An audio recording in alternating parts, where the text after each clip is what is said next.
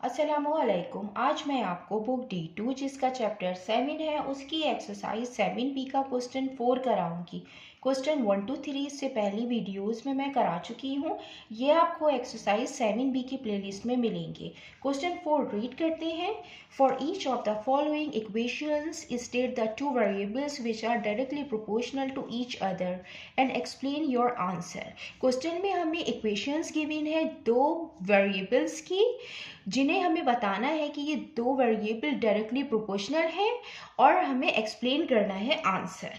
For example हमें दो variables given है y और x और ये दोनों डायरेक्टली प्रोपोर्शनल है। y डायरेक्टली प्रोपोर्शनल है x के। जब ये प्रोपोर्शन का साइन हम ख़त्म करते हैं तो इक्वल का साइन आता है और इक्वल के साथ कांस्टेंट k आता है और ये x आ गया। इसको हम इस तरीके से लिख सकते हैं, यहाँ पे x k से मल्टीप्लाई हो रहा है, जब दूसरी साइड पे जाएगा तो डिवीजन की फॉर्म में आएगा, तो y upon x is equal to k। y और x ये दोनों आपस में डायरेक्टली प्रोपोर्शनल है अगर ये इक्वल आ जाए कांस्टेंट k के। यहाँ पे हम इसी तरीके से करेंगे। हमें पार्ट ए में इक्वेशन दी हुई है y is equal to 4x square. यहाँ पे हमें दो वेरिएबल्स दिए हुए हैं y और x स्क्वायर और हमें इसमें बताना है कि ये डायरेक्टली प्रोपोर्शनल है कि नहीं।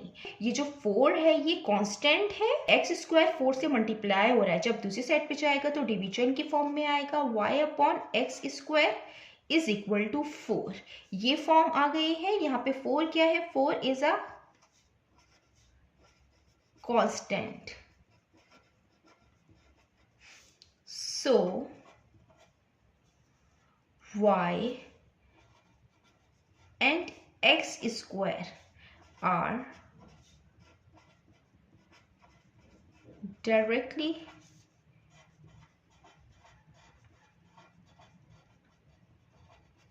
proportional to each other.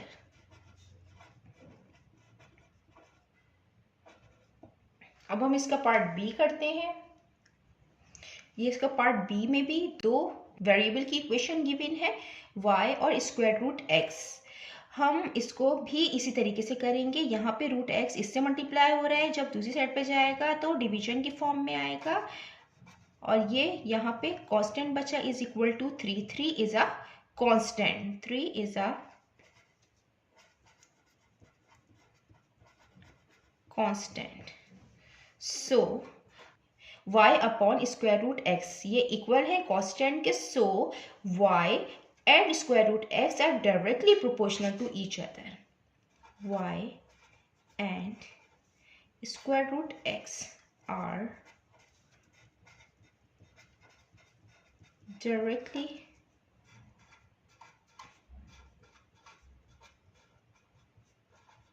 Proportional to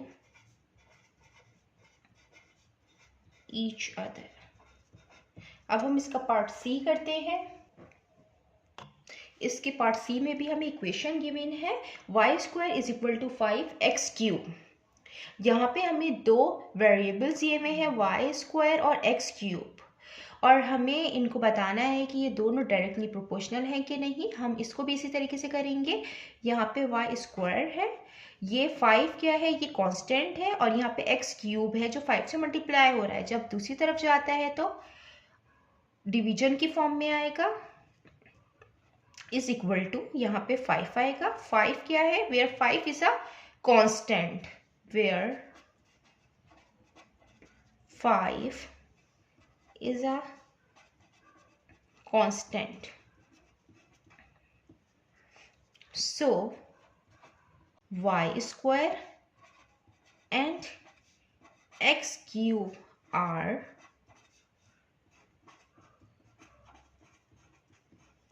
directly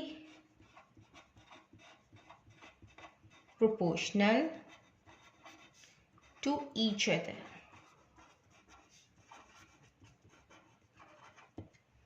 अब हम इसका पार्ट डी करते हैं।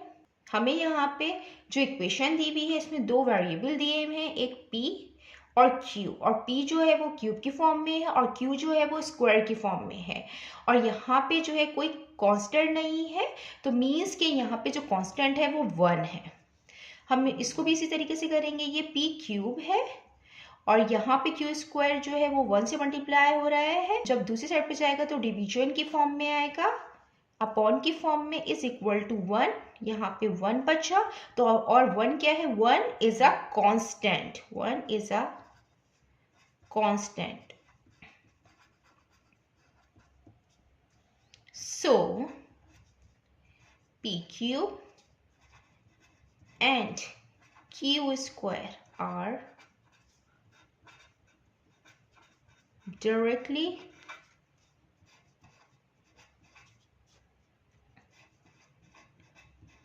proportional to each other,